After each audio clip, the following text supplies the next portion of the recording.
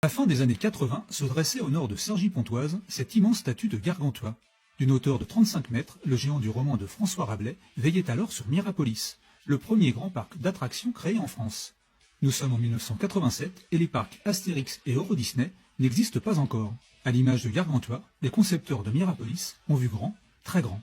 Inspiré des contes et romans français, le site est immense. Plus de 40 hectares et une trentaine d'attractions à son ouverture. On peut citer le palais de Dame Tartine, le petit train qui faisait tout le tour de l'ensemble du parc, et puis un petit peu comme ici, des kiosques et de nombreux chapiteaux, un peu plus grands même, dans lesquels il y avait des animations. Bienvenue à Mirapolis, entrez, entrez, petits et grands. Trop grand et sans réelle unité thématique, Mirapolis n'attire pas les foules. Prévu pour accueillir plus de 2 millions de visiteurs par an, le parc n'en accueille que 600 000 la première année.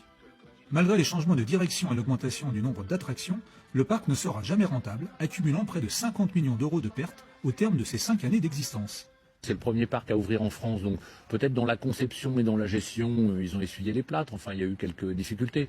J'en prends une par exemple, au départ, il n'était pas permis de manger son sandwich dans le parc, donc on était encore dans les années 80, c'était un peu obligatoire d'aller au restaurant pour faire marcher les restaurants du parc. Bon, après ils ont assoupli, mais tout ça au début ça fait un petit peu des petits tiraillements quand même pour le public, quoi. Mais ça ils ne pouvaient pas savoir avant. Le parc ferme ses portes définitivement le 20 octobre 1991. 6 mois après, Euro Disney ouvrira les siennes. Oublié des hommes, le site de Mirapolis est aujourd'hui une friche où la nature a repris ses droits. Il n'en reste que des vestiges et des souvenirs.